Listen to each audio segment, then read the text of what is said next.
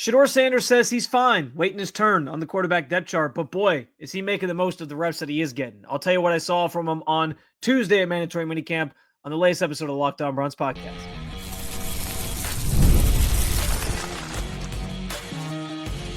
You are Locked On Browns, your daily Cleveland Browns podcast. Part of the Locked On Podcast Network, your team every day. What's up, Dog Pound? I'm Spencer German, your host of the Locked On Browns podcast. I'm proudly covering your Cleveland Browns each and every single day in the land and on the road. Shedeur Sanders continues to impress at mandatory minicamp. Also, why Myles Garrett can take a page out of Nick Chubb's book, plus a bold prediction from the Browns star. And should the Browns pursue this disgruntled wide receiver? We'll talk about all those things and more. I do want to thank you for being on every day with the Locked On Browns podcast, making this your first listen every single day. Remember, you can find Cleveland Browns content with Locked On Browns every week, Monday through Friday, guaranteed, with bonus content on some weekends as well, and it's totally free to you. Just hit that subscribe button wherever it is that you listen to your podcast, and of course, at the Locked On Browns YouTube channel. You can also get involved in the show by sharing your thoughts on anything we discussed today in the comment section. This is your team, so be part of the conversation every day. And today's episode is brought to you by FanDuel. Right now, new customers get $200 in bonus bets if your first $5 bet wins. I understand, and I've said it, Shedeur Sanders is the fourth quarterback on the depth chart as things stand today, and I want to make that clear right now. I also want to make it clear that there's context to everything that's going on right now, specifically at this time of the year, especially for these players. It's mandatory minicamp. It's only helmets, no shoulder pads, pant, like none of that stuff's going on. There's no full pads. There's no full contact. There's no, there's not a true pass rush because guys are letting up and you're not getting guys aren't actually trying to block guys in the trenches. You have to be careful what you're doing in those areas of the field. And so it's not the full picture of everything. But with everything that Shedeur Sanders has been given to this point, what has been put on his plate in terms of what he is being asked to do, the rep share that he's getting, the just in general, the situations he's being put in, with it being 11 on 11s, 7 on 7s, the teams he's being put with, I do believe he's making the most of those reps, and he has looked really good in the process of doing so. Going back to last week when he got his first 11 on 11 snaps that we saw in person, and he made a really nice throw to Caden Davis in the back of the end zone that was nearly a touchdown. Caden Davis didn't quite get his foot in, but I'm putting that more on Davis than I am Shedeur. It was a great throw, brilliant throw. And now this week he opens up mandatory minicamp with a brilliant, what I thought was a really solid day for him. Basically, it was him and Dylan taking the majority of snaps. Kenny Pickett got some with the first team in 11 on 11s, but it was really just it was Dylan Gabriel getting the going with the ones, and then Shedeur Sanders going with the twos, just trying to get a look at these guys. And I do think that's purposeful. I think the team feels pretty good about what they've seen from Joe Flacco. Joe Flacco basically took no snaps yesterday, aside from individual stuff and a few other sort of segmented portions of practice where it was quarterbacks working with X number of players or whatever it might be, or certain skill players. He took no snaps in 11 on 11s or any of those things. I think that's because they're looking at this saying, we're comfortable with Joe Flacco. We don't need to see him in this offense. We know what he can do. I think Kenny Pickett, while I think he still needs the reps because there's still some issues there, and I think he's actually been the worst at the quarterback so far, I think they are feeling more comfortable about him in this offense and what he brings to the table and what he knows and his knowledge of how they're trying to do things. So I think they made day one really about Shedeur and Dylan and those two guys coming out and throwing the football around with the ones and the twos and seeing what they can bring to the table. And I thought both of them actually had really good days. Dylan ended the day with a nice touchdown pass on a slot fade to Jamari Thrash that I thought was a really nice throw. And he had a couple other nice throws, a couple drops that were sort of mixed into, if you saw the stats thrown around, which you know how I feel about the stats being thrown around right now. But he had a couple other nice plays that either the ball was dropped or whatever, and he made a couple other nice throws as well. So I thought Dylan had a solid day, but I thought Shedeur had another really good day. And I swear, every time I'm out there watching Shedeur, it's I can see him getting gradually better and see him putting up or doing the things that you want him to do, and seeing why, for my estimation and many scouts out there, he wasn't really a 5th round pick. And I think he's showing that on the field. Now, what's great about Shedeur is he is taking where he's at in stride. He had a really good quote yesterday just about This is the first time that he's been in the back of the line for reps. And he said he's managing it well. He talked about, just God and spiritually, like, everything has a purpose. And I'm trying to just listen to God's messaging on this. And, I'm more grateful to just come out here and be able to throw the football and be on the field and everything off the field that's going on, how he's bonding with his teammates. And everyone knows when it's time to get out on the grass, then you know who I am. And I think he's showcasing that. I think he is showcasing who he is. And I think, like, I talked about it already. Like, Shedeur was always going to start lower on the depth chart because he's a rookie and because they took him in the 5th round and all those things. But it's what he does with the reps that he gets. And I think he has maximized to the nth degree his potential with those reps. And I think you're seeing him, make he's going to make it a tough decision as he sort of tries to ascend this depth chart, both right now during mandatory minicamp, but also as they set this depth chart for training camp. And then when training camp gets here, he's going to make it difficult because you can tell that there's that fire in him. You can tell he has that confidence about him. He's blocking out the outside noise. And like I said, his people aren't talking enough about the fact that Shedeur is, like, while everyone has opinions about Shedeur and where he should be, if he should start, if he shouldn't, all these different things. And what's impressed me the most and what I think should impress everybody and what people aren't talking about enough is, like, how he's handled all this. He's not listening to the outside noise. He's not listening to what people are saying about him. He's not worried about being the starter today. He's just like, whatever they're giving me, I'm going to make the most of it. And I'm going to go out here and work. I'm going to trust myself. I'm going to have the confidence in myself to get there. And he has said all the right things. He's done all the right things. And you see it on the field where, like, this is what's impressed me the most. And again, I get it. Only helmets, no full pads, all that. And certain segmented portions of practice where you're only having certain players out there. You're not getting, like, and he hasn't moved the ones really yet. So we haven't seen that. But also, like, sometimes you only have a secondary out there. You don't have a pass rush bearing down on you. So there's certain things that he still is going to see that he hasn't seen yet. But with what he's been given and with what he's shown, I see a guy who looks poised. I see a guy who's able to go through and make it's all the things that I saw in the pre-draft process, like his decision-making, his ability to go through reads and then deliver the ball accurately to certain players and at certain places. He had a ball at the very end of practice in red zone that was just shy of a touchdown where he threw it at the perfect arc on it to get it over the linebacker. It was Winston Reed. He leaped up and tried to catch it. And then to his target, who I forget who it was off the top of my head, over the middle on like a slant. And it was perfectly placed. Defense was in tight coverage, wrapped the receiver up immediately and brought him down, or would have brought him down. There's no tackling, obviously. But it was just the precision of that ball that was great. He had a nice ball in early work. It was just 7-on-7s where he throws a bomb down the sideline. And everyone said, like, he can't make the deep throws. He doesn't have the arm strength for it. No, he's been putting some dimes on deep balls during the things that we've seen him do so far. Like, he's got that down. He's got the pinpoint accuracy. I think you're seeing him get better each and every single day. You can tell his mechanics are a little cleaner than they were when we first saw him sort of raw at rookie minicamp. And it's only been, remember, like a month or so. Like, he's only been here for like a month or so, and he's already refining some things and getting better. And so I do think he's gonna make that the best push he can. I don't know if it'll be enough because I think the organization wants to slow play it with both him and Dillon Gabriel. I think they want to start one of Flacco or Pickett. But I do think he's going to make it interesting because he is playing at such a high level. And Dillon, like I said, I thought he had a good day yesterday too, where he could do the exact same thing.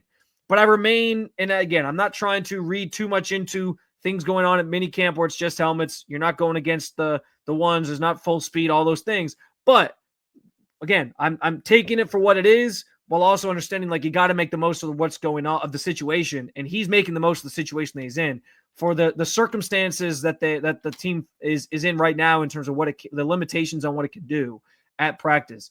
He's been great. And I thought we saw that again on Monday, and on Tuesday rather, and I'm looking forward to seeing it on Wednesday and potentially Thursday as well as he gets even more reps. And then we sort of set the stage for what the step chart's going to look like come training camp. And I will have for you at some point once this week wraps up, maybe I'll do it on Friday, what I think the depth chart should be going into training camp. We'll get to that at another time. But like Ethan Hunt in Mission Impossible, Myles Garrett has accepted his latest mission. What is it? And why does he suddenly have so much confidence in the Browns? We'll talk about it comed up on the Locked On Browns podcast. The NBA playoffs are in full swing. We have a champion to crown here in the coming week or so. The Pacers and the Thunder, and every night delivers highlight-worthy performances, major momentum shifts, and can't-miss moments. Whether it's a game-winning shot from Tyrese Halliburton, a breakout player, there's never been a better chance to get in on the action. FanDuel makes it easy to stay in the game before tip-off and while it's going on live with player props, performance trends, and same-game parlays. Fans have more ways than ever to play smart and win big. If you've got a read on who's heating up during a certain quarter of the game or a certain moment of the game, if you think Tyrese Halliburton is going to hit another game winner at some point, why not back it up with the same game parlay or just go in and play a bet here or there as the outcome sort of plays itself out in real time on your TV. It's easier than ever to get in the action, and when you win, you get paid instantly. New to FanDuel, it's the perfect time to sign up. Head to FanDuel.com and place your first $5 bet, and you'll get $200 in bonus bets if it wins. Make every moment more with FanDuel, official sports betting partner of the NBA.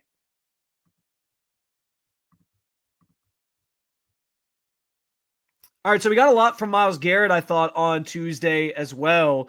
Shedeur talked to the media. I thought that Myles talked but Myles obviously had a lot to say to the media, and we also got Dylan Gabriel as well as Coach Stefanski. But Myles touched on a number of topics, and this is the first time we've heard him speak or been able to speak to him since he signed the extension and talked about like what that experience was like and how he got the money and how he was excited to be back in the fold with the Browns. I think he conveyed that in terms of him sort of sharing that, you know, he thinks this Browns team, and this is where the bold prediction I alluded to comes into play.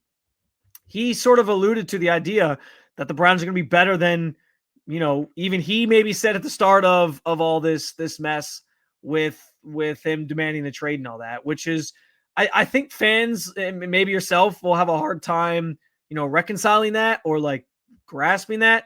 How can a guy go from saying just a mere months ago, this team's not good enough to win, they're not going anywhere, and then now here he is showing up to minicamp, and I guess the best way to put it is like, I'm sure to a lot of fans it feels disingenuous because they are going to feel the only reason he's saying that is because of the money, and there's probably some truth in that, right? He's back in the building and he's with the team, so he's going to exude confidence about it, but there always is like a different energy when you're in and around your teammates and everyone's putting in the work and you're sort of seeing things play out on the field. It's different because it's not an actual game. You don't have an actual opponent in front of you, so you can't fully gauge everything. But I do think like that always brings a different level of excitement and a different level of buzz and hope for the season ahead. And I'm sure he is looking around feeling like guys are putting in the work and that they can maybe do some things. But I get why it's going to be hard for people to see the forest through the trees on that and believe Myles when he says like, yeah, we're going to be better than people are expecting. Now, I've said that, and I don't think Myles is going to be wrong about that. Now, better than expected could be like 6 or 7 wins, though. That's the thing, because people are just expecting this Browns team to be absolutely miserable again and be around 3, 4, maybe 5 wins. I think, yeah, they will be better than that. And so I guess in some respects, Myles could be proven right. But he is sort of setting the bar at I guarantee we're going to be better than this past year.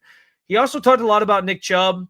And real quick, I will say, because Jim Schwartz issued sort of that challenge to him last week in relation to the contract, and that he was going to have his best season yet. And he also, so Myles basically said like, yeah, you know, I understand what the expectation is. He's willing to sort of accept that challenge from Jim Schwartz and understands that, you know, with the great power he's been granted as the highest paid player on this team and the mega contract he got, he does have a great responsibility.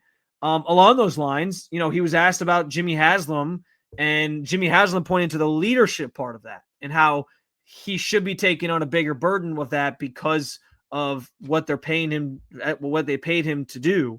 And you've heard my stance on this. I've argued. I don't know that I believe I think Myles is a leader to an extent. He's never going to be that raw pregame speech guy, as I've said numerous times. And I don't know that like at some level leadership is like an inherent thing. Like you can't necessarily teach it. There's parts of it that you learn, but there's just, it's not something that you really teach. I don't think. Not fully. Like some of it just has to be like up to the person. And I don't know that Myles has that in him to like step into that role and like take command of the team like that at every turn. I think when he speaks, people listen, and so that makes him a leader in his own right. But where I think the Jimmy Haslam comments can kind of cross paths here, or cross into Myles' trajectory here, is in looking at what Myles Garrett had to say about Nick Chubb and Nick Chubb not being back with the team. First of all, he mentioned that he wanted Nick back, that he lobbied to bring him back, and that it is an emotional blow for him to not be with the team this year. He also, though, talked about this idea that, like, without Nick Chubb, it is going to be like he talking about the Jimmy Haslam comments. He said he pointed the red dot on me, and that's fine. I'll continue to grow as a leader and a player, which I expect to every year. And I'm going to do what I can. He gave me that power, and I got to be able to be responsible for it. So he seems like he's willing to accept all challenges across the board. And where I think, though, that where Myles Garrett can take a page out of Nick Chubb's book, if you will. Think about this. Like Nick Chubb, as I talk about good leaders or certain leadership qualities, or not even good versus bad, because there are different, there's leaders that can do different things that aren't the raw guys that are good leaders. And Nick Chubb was one of those. What was the staple of Nick Chubb, though? The staple for Nick Chubb was lead by example. That was what resonated with everybody, was when he showed up, when he was in that building, when he was working hard, when he was doing those power lifts or the squats with 10 45s on the, I'm exaggerating here, but when he was doing those squats with all the weight on there, and he's working his butt off to get back out on the field, and he's out there trying to come back from this serious knee injury, people see that and they respond to that. And that's the thing I think Myles can take from Nick Chubb. That's the thing, because Nick Chubb wasn't the rah-rah guy either. Nick Chubb wasn't the pregame speech guy either. We know he was soft-spoken as can be. He didn't like to talk a lot. He let his play do the talking. That was his MO. He would show up to work. He'd work his ass off. It's why people loved Nick Chubb, because in a city like Cleveland, to quote LeBron James, where nothing is earned and everything, or sorry, nothing is given, everything is earned. Excuse me. I almost botched it there. Nick spoke to that to a T, made a blue collar town feel like he represented them. He spoke to them. He stood for what they stand for. And I think that's where Myles can step up a level, right? And that's why I get it. If people are going to point and say he should have been at OTAs and been sort of out there doing being the good leader that he's expected to be, that's where I can understand those comments, because Nick Chubb would have been there. Nick Chubb 100%. He was there last year, as he really couldn't do anything because he was still coming back from the knee injury, but he was there last year this time of year because he was trying to set the tone. Same thing can sort of apply to Myles. And so I get where that's going to be a criticism for him always, even though I didn't need Myles Garrett to be there, because I know when he shows up, he's going to show up.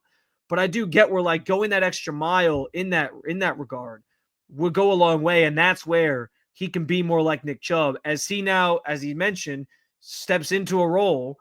Nick Chubb's gone. That leadership quality, that what he represented, is gone. Someone has to sort of fill that void, take that mantle. He sort of made it seem like he thinks he could do it. And so we'll see if he can. But it starts with the little things like that. And so, yes, moving forward, as he's here now, and he said that he's I'm here now. It's ready. It's time to go. How he does those things, I think, is telling. I also will say this. I think Myles, there's little moments of leadership you see from him that I saw on Tuesday. Like him and DeJuan Jones off on the side talking through some things, and him kind of coaching him up on what his tendencies are, what he likes to do, how he's noticing certain things about about DeJuan's way of that he's playing. Those are little things that can go a long way, and those are the little things that can make him more like Nick Chubb as he tries to assume a larger burden in terms of the leadership side of this that I guess some people feel he's responsible for because he got the big payday. Yesterday, I brought up John Mechie as a potential wide receiver target for the Browns to pursue. What about Terry McLaurin? I actually don't think it makes a lot of sense, and I'll explain why coming up next on the Locked On Browns podcast.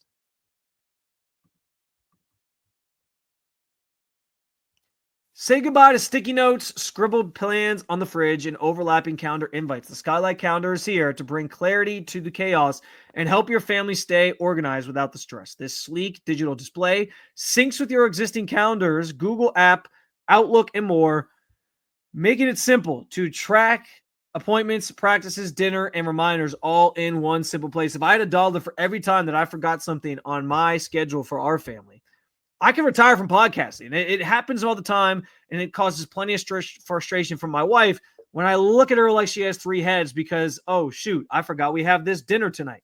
Or I forget that my son has a swim lesson tonight. Whatever it might be, the Skylight calendar has turned my forgetfulness into punctuality on my part because, man, it has everything all in one place, and it's made my life a lot sacred, a lot better at home.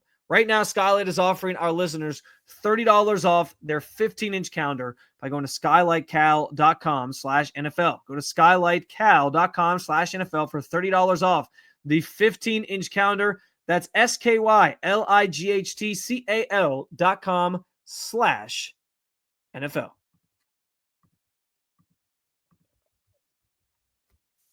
All right, I mentioned John Mechie as a potential trade target for the Browns. I like that idea a lot because he plays the slot position, which is one that the Browns desperately need right now. It's one of their shortcomings on offense, among other things, but it's a void that they're looking to still sort of figure out right now.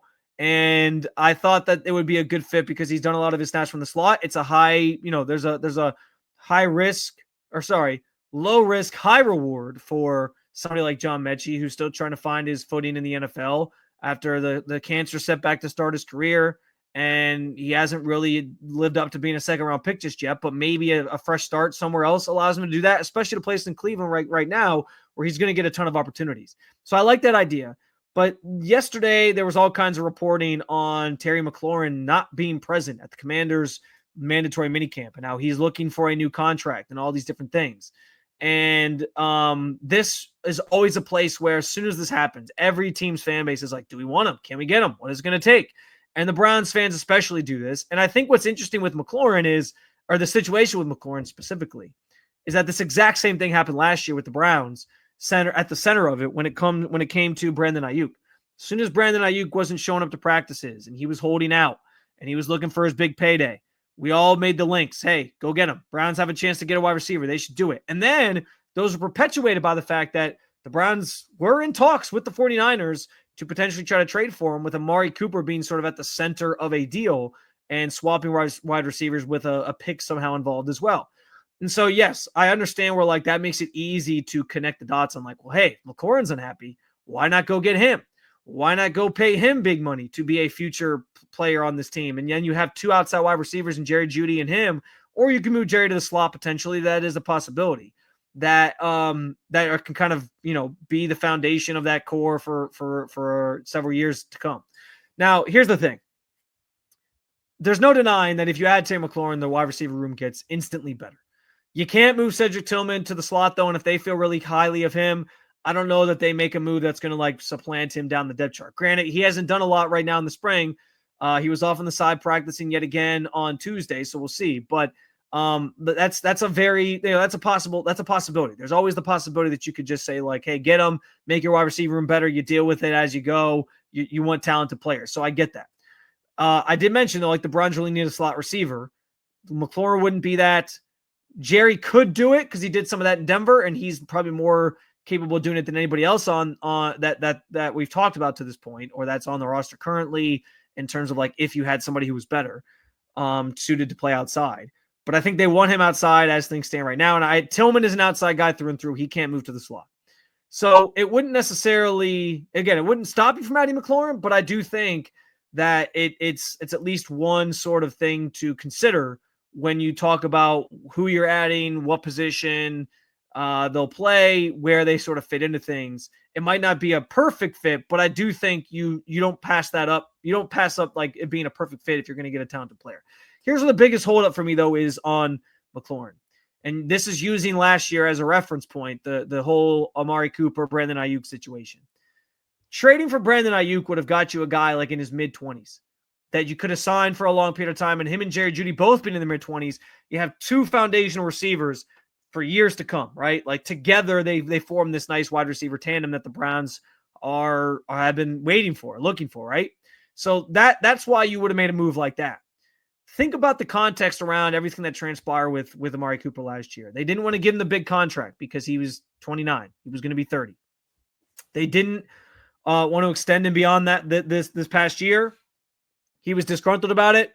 They found some financial compensation that worked to get him to camp, but then he struggled out of the gate. Went to Buffalo, had like the one really good game, and then was like, he was a fine receiver, not a great receiver. I think the Browns actually ended up winning that trade because they got a third-round pick out of it. But we know how the story goes with that whole situation, how it played out, whatever. But the premise of this all centered around, we don't want to pay big money to a wide receiver who's going to turn 30. And we know what that number is, the age 30 is for wide receivers, skill position players, a lot of guys in the NFL. Like, once you hit 30, you start worrying about the deterioration. You start worrying about like how many years they got left before father time catches up with them and how explosive they really can be for how much longer. And so I think that's the hold up here for me, is that Terry McLaurin is 29. And if he's looking for a new contract, he's going to want that immediately. You're going to trade for him and then have to give him a contract. And I don't know that the Browns want to do that. If the Browns are going to add wide receivers, I think they're looking younger. I think that's why I think John Mechie makes a lot of sense. He's so early in his career still. He's going into year 4, where it's like, yeah, maybe he pans out, maybe he doesn't. It's why they traded for Elijah Moore back in the day when they did.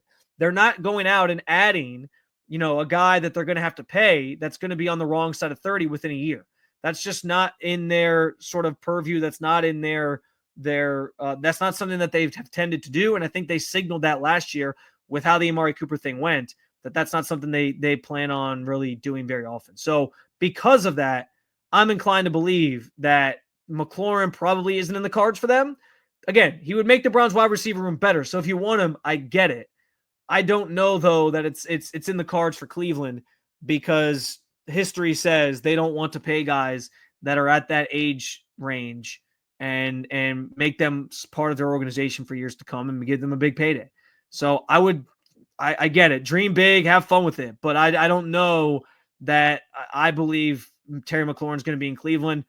This is kind of like a reality versus like a fantasy sort of thing for me. And as fun as it would be to have Jerry Jeudy and Terry McLaurin, I don't think it's happening. Another episode Down with the Dog Pound. Thanks for joining me as always to talk about your favorite football team. There's more to come this week. We'll react to Wednesday's mandatory minicamp practice. So make sure you hit that subscribe button and make Locked On Browns your first listen every day. For your second listen, check out Locked On NFL Scouting, or you can keep it local. Check out Locked On Cavs or Locked On Guardians.